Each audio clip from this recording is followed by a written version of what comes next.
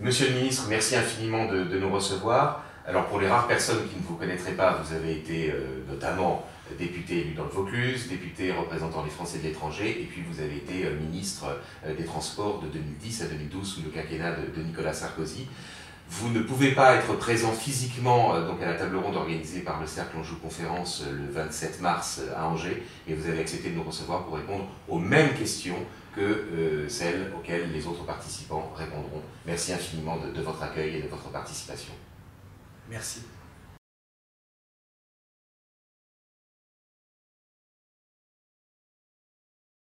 D'abord, merci pour votre initiative et merci de vous être déplacé pour m'enregistrer. Je ne peux malheureusement pas être présent ce soir à vos côtés. Pourquoi l'union des droites? Tout simplement, à mon avis, aujourd'hui, c'est la seule condition pour gagner. Quelle est la situation depuis qu'Emmanuel Macron a été élu? Le parti auquel j'appartiens, le parti des Républicains, se présentait comme le parti de la droite et du centre.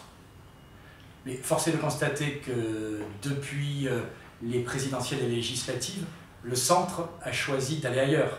Et le centre, essentiellement aujourd'hui, se retrouve derrière le président de la République, Emmanuel Macron. On a quelques personnes de qualité, je pense notamment à mon ami Jean Leonetti, qui sont restés chez nous, mais essentiellement le centre nous a quittés. Et donc la question centrale, c'est est-ce qu'on peut gagner tout seul? Est-ce qu'on peut gagner tout seul, tout en sachant qu'aux prochaines élections législatives, de surcroît, même si elle n'est pas énorme, il y aura une part de députés qui seront élus à la proportionnelle? Et la réponse, à mon avis, est simple. Non, on ne peut pas gagner tout seul. Non, on ne peut pas gagner sans alliés. Donc, oui, il faut l'union des droites, parce que tout simplement, je pense qu'il faut faire une alliance la plus large possible sur quelques points, parce que, d'abord, la France est dans une situation dramatique. On y reviendra tout à l'heure, je pense, et il y a des réformes urgentes qui s'imposent. Et deuxièmement, si on veut gagner, il y a des moments où il faut passer au-dessus des préjugés, au-dessus des rivalités, au-dessus des querelles de l'histoire, pour se dire qu'est-ce qu'on fait ensemble à partir de 2022, comment on arrive à redresser le pays. Donc oui, il faut l'union de la droite tout simplement pour redresser la France.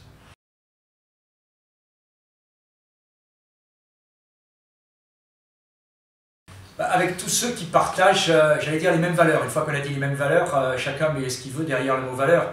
Mais je crois quand même, on y reviendra là aussi, qu'il y a de nombreuses choses qui nous rassemblent. Avec qui, je ne vais pas faire une énumération, mais à mon avis, il est évident que d'abord quelqu'un comme Nicolas Dupont-Aignan, il y a toute sa place. Il est évident que malgré les différences énormes que nous avons, je ne sais plus quel est le nouveau nom, le parti, l'ex-Front National doit avoir aussi une place dans cette alliance. Je pense aussi à Jean-Frédéric Poisson et puis à toute une série d'amis qui partagent la même analyse. Si on veut faire l'union des droites, on ne peut pas la faire avec une exclusive en disant celui-là est fréquentable et celui-là n'est pas fréquentable. J'ai parlé des formations qui étaient nécessaires, mais il y a toute une série de clubs ou de formations historiques. Par exemple, je pense au CNIP, je peux rajouter le Ciel qui aussi a sa pierre à apporter. Voilà, il n'y a pas d'exclusive. En réalité, je pense que la liste des mouvements serait trop longue, mais il faut surtout simplement prendre ceux qui ont la même conception de la France et qui veulent qu'ensemble on redresse notre pays. Pas d'exclusive, la tâche est tellement grande qu'on n'a pas le droit d'exclure qui que ce soit. Alors on me dit, bah oui, mais soyons honnêtes, le problème c'est le Front National. Alors pourquoi le Front National? D'abord, le Front National n'a pas été gaulliste. Bon, j'ai un profond respect, je me suis engagé d'ailleurs en politique par admiration pour le général de Gaulle, mais 1958 ou 1940, c'est pas 2018. Et puis vous savez, j'ai souvenir qu'on a fait alliance avec les Giscardiens.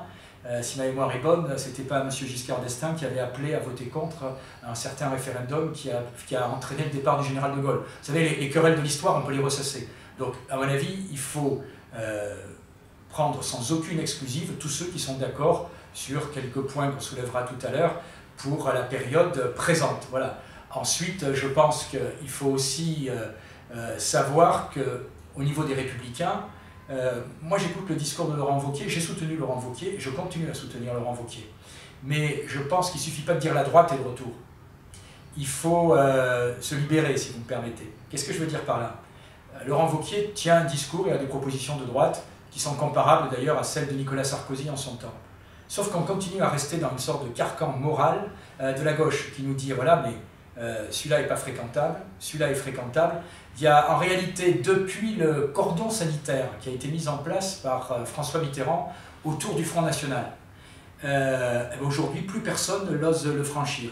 Et sincèrement, quand j'écoute la stratégie de mon parti, que je soutiens, parce que je pense que même si je ne représente, comme on me le rappelle, que ma voix, je pense qu'il y a par moments des aberrations. On ne peut pas à la fois dire que nos alliés naturels restent le centre et tenir un discours qui a comme principal objectif de séduire les électeurs du Front National. Il y a un moment, quand on fait le grand écart, on finit par se retrouver par terre.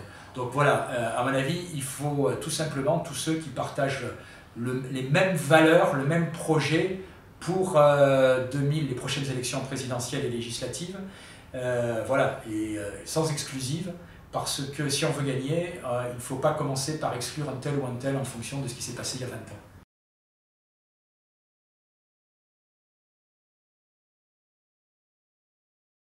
J'ai regardé ce qui s'est passé pour la gauche, c'est très instructif, je vous conseille de vous y replonger. Comment en réalité la gauche, qui a quasiment perdu toutes les élections nationales, qui a perdu toutes les élections nationales de 1958 à 1981, tout en gagnant les élections locales en permanence, a réussi enfin à gagner en 1981. On l'oublie par le programme commun. Et aujourd'hui, ça peut sembler une évidence de l'histoire, mais souvenez-vous, à l'époque, le Parti communiste, c'est le Parti communiste de Georges Marchais. C'est un parti communiste dur, aligné sur l'Union soviétique. Ça n'a rien à voir avec l'actualité, le Parti communiste d'aujourd'hui. Et en réalité, le fossé qui sépare le Parti communiste, puissant à l'époque, du Parti socialiste et des radicaux de gauche, est 3 fois plus important, j'ai envie de vous dire, que ce qui sépare aujourd'hui le futur ex-Front National des Républicains ou d'autres mouvements. Simplement, à un moment, ils ont fait le même constat que je fais aujourd'hui, c'est-à-dire sans alliance, on perd. Voilà. On pourra gagner des villes, et je pense que si on ne se rapproche pas à droite, on gagne. Les européennes, il y aura forcément des listes séparées. Ça, c'est logique, c'est un scrutin à la proportionnelle. Les municipales, ça va être du grand n'importe quoi. On va peut-être s'allier à Paris contre Hidalgo, s'affronter dans d'autres villes. Mais on gagnera les municipales, on gagnera peut-être des cantonales ou des élections locales. Mais en tout cas, on reperdra les législatives si on ne change pas de stratégie. Donc comment faire? À mon avis, d'abord avoir la volonté de travailler ensemble. Je le répète, ne plus jeter d'exclusives. Et puis à un moment, se mettre autour d'une table et dire voilà, qu'est-ce qui nous rapproche? Il y a des choses sur lesquelles on est très éloigné. Notamment au niveau économique, soyons clairs, aujourd'hui il y a un fossé entre le programme de ma formation et le programme d'autres formations. Mais sur les sujets régaliens, et les sujets régaliens sont très souvent ce qui conditionne l'avenir de la nation, les programmes ne sont pas si éloignés que ça. Je dis sous forme de boutade, quand je lis le programme du Front National, c'est quasiment le programme du RPR des années 80. Alors, bon, je ne sais pas qui est allé vers l'autre ou qui a reculé, qui a avancé, tout ça c'est un débat totalement sans intérêt, mais en réalité aujourd'hui on est très proche. Quand je lis les positions au niveau de l'Union européenne, là aussi les discours sont très proches. Par contre les actes sont par moments pas très proches. Donc là aussi peut-être qu'on doit mettre nous en adéquation nos actes et notre discours. Mais en conclusion, voilà, il faut d'abord se mettre sur la table, essayer de définir une méthode. Et je vous invite à relire ce qui s'est passé, je le répète, au moment de l'Union de la gauche. François Mitterrand a fait un geste révolutionnaire. Je dis bien révolutionnaire parce qu'à l'époque, discuter avec le Parti communiste, pour ceux qui ont mon âge ou plus, moi je me souviens, on était persuadés et on répétait que si le programme commun gagnait un jour les élections, c'était les chars soviétiques quasiment sur les Champs-Élysées. Voilà. Excusez-moi, c'est aussi grotesque que de dire si on gagne les élections un jour avec une alliance avec le Front National, on aura le retour du fascisme. Voilà. Regardez ce qui se passe en Italie, regardez ce qui se passe en Autriche. Il y a des pays qui savent être intelligents, surmonter l'histoire et peut-être la réécrire dans le sens de leur pays.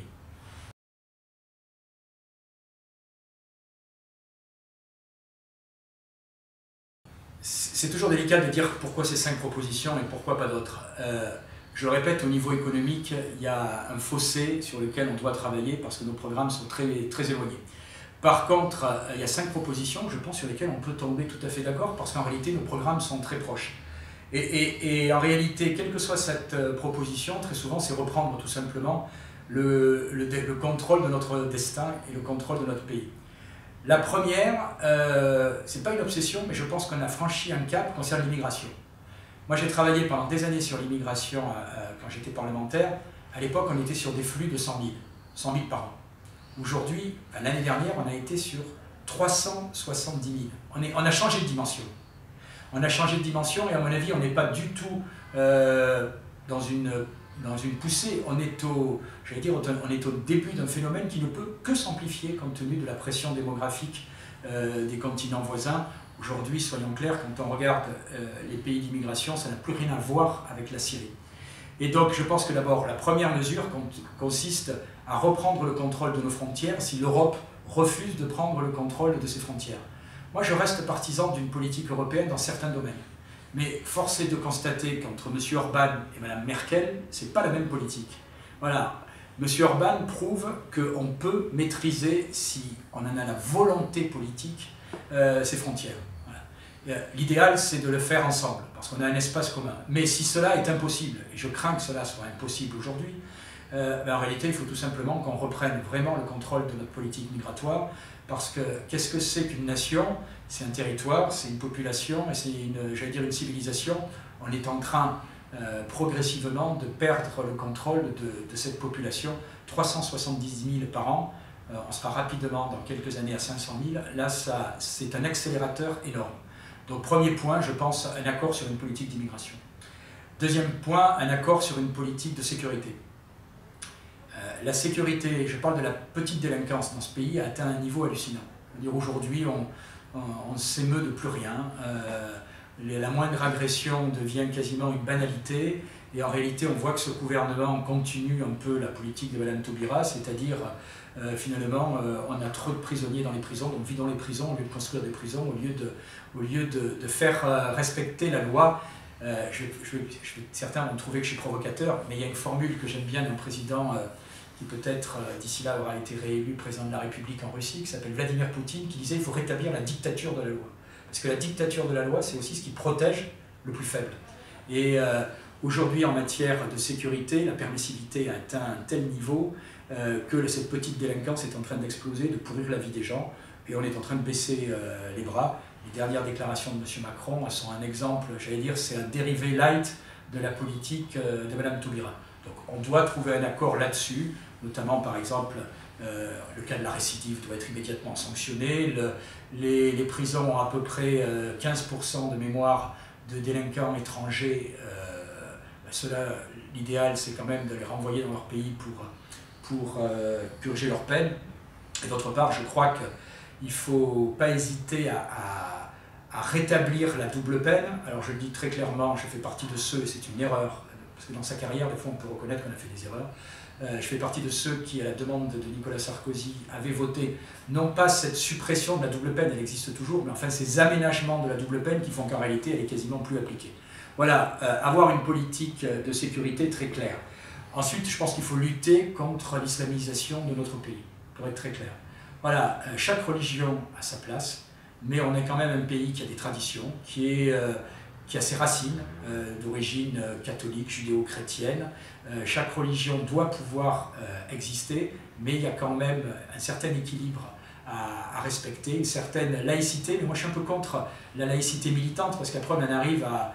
Je me souviens d'une polémique totalement débile autour de Valérie Boyer, parce qu'à un écran, elle avait une petite croix et les ayatollahs de la laïcité lui hurlaient dessus. Voilà, je crois tout simplement, quand on voit ces procès hallucinants pour un crucifix qui est dans un croisement, etc., il faut se calmer. Il faut surtout éviter ce qui se passe au Canada, qui est en train d'être mis en cause, vous savez, ce qu'on appelle l'accommodement raisonnable, c'est-à-dire en clair, comme je respecte toutes les cultures, eh bien, écoutez, j'essaie d'améliorer la mienne pour ne pas vexer celle des autres. Non, il y a une culture dominante, il y a une culture historique. Je veux dire, chaque peuple a le droit de préserver ce qui fait son essence. Et on est en France, on respecte les autres religions, on demande simplement que l'essence de notre pays, ce qui fait sa spécificité, soit respecté. Quatrième, je vais essayer d'accélérer, quatrième priorité à mon avis, c'est peut-être de redonner une politique étrangère à la France indépendante. Voilà. On est aligné systématiquement sur les Américains.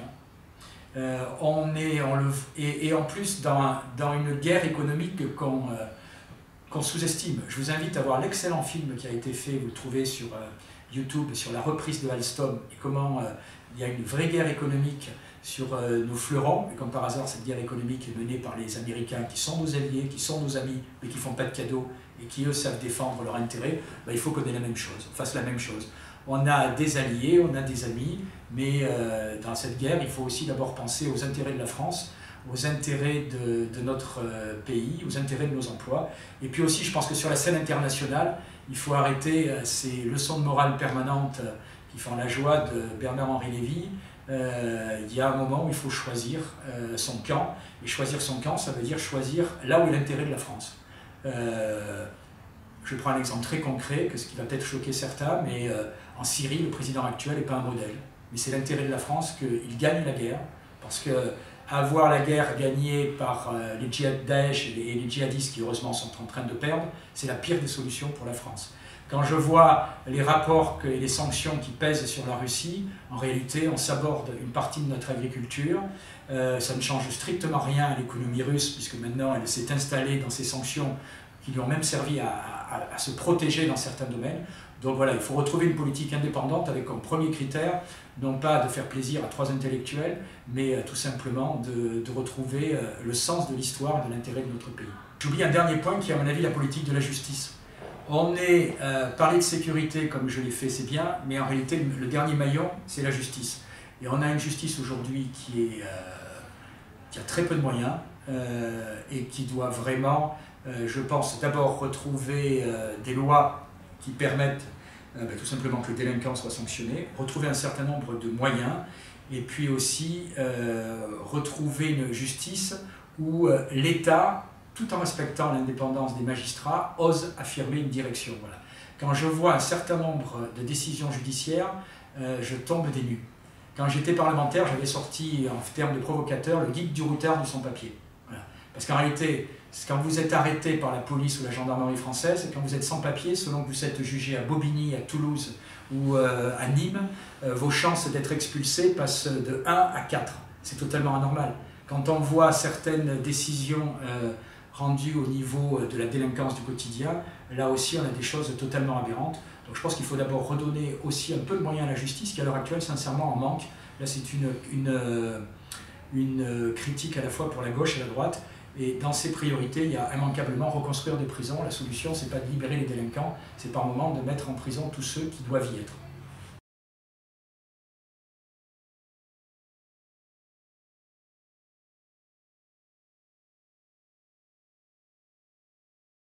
J'ai envie de vous dire, il ne faut avoir aucune exclusive. Voilà. Je pense qu'il y a ces 5 mesures principales, enfin ces 5 domaines principaux sur la justice, sur l'immigration, sur la sécurité, sur notre politique étrangère ou sur, j'ai presque envie de dire, la protection de notre identité.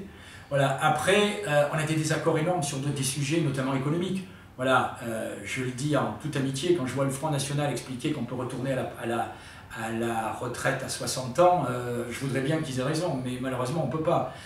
Ceci dit, est-ce que pour ça il faut tout bloquer? Je pense que là où on n'est pas d'accord, tout simplement il faut le mettre de côté. Essayons déjà de réaliser sur ce sur quoi on est d'accord. Voilà. Après, si je pense, alors là peut-être il y a une mesure, je pense à regret qu'aujourd'hui on ne peut plus revenir sur l'euro. Voilà. Je pense qu'on ne peut plus revenir sur l'euro et que parce que nos concitoyens ils sont trop attachés. Je pense d'autre part que malgré tous ces défauts, si nous étions encore au franc, on aurait une économie qui aurait été beaucoup plus fragile, même si elle avait retrouvé un peu plus de souplesse. Mais le vrai problème, à mon avis, c'est de changer la direction de l'Europe. Et c'est ce qui peut se passer aux prochaines élections. On est dans un contexte qui est complètement en train d'évoluer, où pendant des années, on avait le bloc socialiste et le bloc, on va dire, chrétien-démocrate, qui est représenté par le PPE, qui se partageaient le pouvoir en Europe. Aujourd'hui, d'abord, on voit à l'Est des choses qui n'ont plus rien à voir avec ça. Et avec, alors, immédiatement, ils ont l'étiquette infamante de régime populiste. Mais on voit des régimes qui, aujourd'hui, d'abord pensent à leur propre intérêt. On voit ce qui se passe en Italie, on voit ce qui se passe en Autriche, et même dans des pays, je pense au Danemark par exemple, dans des pays très différents, il y a une autre politique qui est en train de se mettre en place. Donc moi je pense qu'il faut tout simplement essayer de réorienter cette politique monétaire et de faire en sorte qu'elle serve avant tout l'intérêt européen dans son ensemble et pas uniquement l'intérêt allemand. Voilà, mais en dehors de ça, parce que je pense que ce serait une grave erreur, et il y a quand même quelques repères, même si je répète, je fais partie de ceux qui ont voté non à Maastricht, qui ont combattu l'euro, mais il y a un moment où on ne peut pas tout chambouler. Voilà. Donc ce serait peut-être la ligne rouge, à mon avis, qui serait une ligne rouge dangereuse. Voilà. Mais voilà, en dehors de ça, je pense qu'il ne faut pas avoir d'exclusif. Je répète, lisez, si vous avez le temps, l'histoire de comment s'est fait le programme commun, vous verrez que les fossés étaient énormes. Ben, ils ont eu l'intelligence de laisser de côté ceux qui les gênaient, de gagner les élections et après de reprendre un certain nombre de dossiers. Bon, ça a été une réussite pour les élections, ça n'a pas été forcément une réussite la suite pour la France.